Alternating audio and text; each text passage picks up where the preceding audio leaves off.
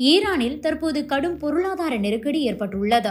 அத்தியாவசிய பொருட்களின் விலைவாசி உயர்வால் பொதுமக்கள் கடந்த 10 நாட்களுக்கும் மேலாக ஈரான் அரசுக்கு எதிராக போராட்டம் நடத்தி வருகின்றனர். ஈரான் அரசுக்கு எதிராக பட்டத்து இளவரசர் ரெசா பஹல்வி மற்றும் குர்துகள் பிரிவினர் போர்க்கொடி உயர்த்தி உள்ளனர். இதனால் ஈரானில் தற்போதைய ஆட்சி கவிழ்ந்தால் அந்த நாடு பல துண்டுகளாக பிரியும் வாய்ப்பு இருப்பதாக திடுக்கிட வைக்கும் தகவல் வெளியாகியிருக்கிறது. ஈரானில் குழப்பம் ஏற்படும் போதெல்லாம் அந்த நாடு பல துண்டுகளாக பிரியும் அபாயம் தொற்றிக்கொள்ளும். கடந்த ஆண்டு ஈரான் இஸ்ரேல் மோதல் ஏற்பட்டது. இஸ்ரேலை ஈரான் தாக்கியது. பதிலுக்கு ஈரான் மீது இஸ்ரேலும் அமெரிக்காவும் தாக்குதல் நடத்தியது. அப்போதே நாட்டில் உள்நாட்டு பிரச்சினை வெடிக்கும் என்று எதிர்பார்க்கப்பட்டது. அதிர்ஷ்டவசமாக அது நடக்கவில்லை. இருப்பினும் தற்போது ஈரானில் பெரும் குழப்பம் ஏற்பட்டுள்ளது. ஈரான் கடும் பொருளாதார நெருக்கடியை சந்தித்துள்ளது. அத்தியாவசிய பொருட்களின் விலை விண்ணை முட்டிக்கொண்டிருக்கிறது. அமெரிக்க டாலருக்கு நிகரான ஈரானின் உள்நாட்டு கரன்சியான ரியாலின் மதிப்பு உச்சமடைந்துள்ளது. இதனால் பொதுமக்கள் பெருமளவில் பாதிக்கப்பட்டிருக்கிறார்கள். இதனால் கோபமான மக்கள் கடந்த மாதம் 28ஆம் தேதி முதல் வீதிகளில் இறங்கி அரசுக்கு எதிராக போராட்டத்தை முன்னெடுத்து வருகின்றனர். இந்த போராட்டத்தை கட்டுப்படுத்த ஈரான் அரசு நடவடிக்கை எடுத்து வருகிறது. மொத்தம் 62 பேர் கொல்லப்பட்டிருப்பதோடு 2000க்கும் அதிகமானோர் கைது செய்யப்பட்டிருக்கிறார்கள். நாடு முழுவதும் இணையதள வசதி துண்டிக்கப்பட்டுள்ளது.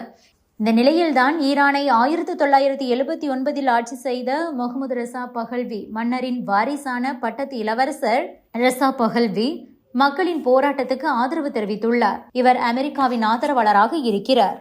தற்போது அமெரிக்காவில் வசித்து வரும் ரெசா பஹல்வி ட்ரம்ப் உடனடியாக ஈரான் விவகாரத்தில் தலையீடு செய்ய வேண்டும் என கூறியிருக்கிறார். இது ஒரு புறம் இருக்க, ஈரானின் மேற்கு பகுதியில் வசிக்கும் குர்துக்களும் அரசுக்கு எதிராக போர்க்கொடி உயர்த்தி உள்ளனர். இது ஈரானின் உயர்மட்ட தலைவர் அயதுல்லா அலி கமேனிக்கு பெரும் சிக்கலை ஏற்படுத்தியுள்ளது.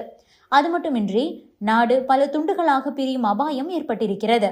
அயதுல்லா அலி கமேனி பதவி விலகினால் மீண்டும் அங்கு மன்னராட்சி வருமா? அமெரிக்காவிலிருந்து பட்டத்து இளவரசர் ரெசா பஹல்வி அமெரிக்காவின் உதவியோடு ஈரானில் ஆட்சியை பிடிப்பாரா? அல்லது குர்து உள்பட பல இனக்குழுவினர் நாட்டை துண்டு துண்டாக பிரிப்பார்களா என்ற கேள்வி எழுந்துள்ளது.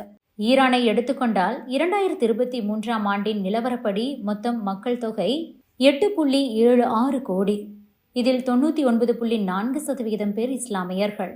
அதிலும் 90 முதல் 95% பேர் ஷியா இஸ்லாமியர்கள். 5லிருந்து 10% பேர் சன்னி இஸ்லாமியர்கள். இதனால் ஈரான் ஷியா இஸ்லாமியர்கள் நாடாக உள்ளது. அது மட்டுமின்றி ஈரானில் ஷியா சன்னி இஸ்லாமியர்களிடையே பிரச்சனையும் இருக்கிறது.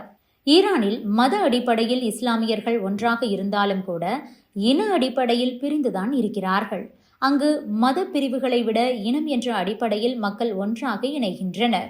அதன்படி பார்த்தால் நாட்டின் மிகப்பெரிய இனக்குழுவாக பாரசீகர்கள் உள்ளனர். ஈரானின் மொத்த மக்கள் தொகையில் இவர்கள் 61%. நாட்டின் மத்திய, தெற்கு மற்றும் கிழக்கு பகுதிகளில் இவர்கள் வசிக்கின்றனர். இந்தோ ஆரிய இனத்தைச் சேர்ந்த இவர்கள் பாரசீக மொழி பேசுகின்றனர்.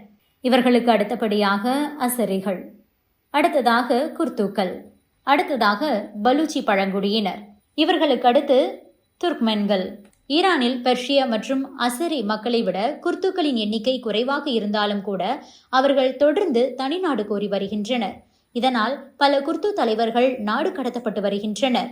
அரேபியா மற்றும் முஸ்லிம் நாடுகளில் அமெரிக்கா தனது ஏகாதிபத்திய கொள்கைக்கு குர்துக்களை பயன்படுத்துவதாக ஒரு குற்றச்சாட்டும் கூட உள்ளது. மேலும் ஈரானை எடுத்துக்கொண்டால் குர்து அமைப்பினர் பிரிவினைவாதிகளாக அடையாளம் காணப்படுகிறார்கள். அது மட்டுமின்றி ஈரானிய இஸ்லாமிய புரட்சியின் போது குர்துக்களுக்கு எதிராக படுகொலை சம்பவங்கள் அங்கு அரங்கேறின. பெரிய அளவில் அடக்குமுறைகளை எதிர்கொண்டனர். அதனை இன்றைய மக்களும் மறக்கவில்லை. தற்போதைய உயர்மட்ட தலைவர் அயதுல்லா அலி கமேனியின் ஆட்சிக்கு எதிராக குர்துக்கள் தொடர்ந்து குரல் கொடுத்து வருகின்றனர். தற்போது உள்நாட்டு பிரச்சனை அங்கு நடந்து வருகிறது. இந்த வேளையில் அயதுல்லா அலி கமேனி பதவியிலிருந்து இறக்கப்படும் பட்சத்தில் குர்துக்கள் தனிநாடு கோரிக்கையை முன்னெடுப்பார்கள்.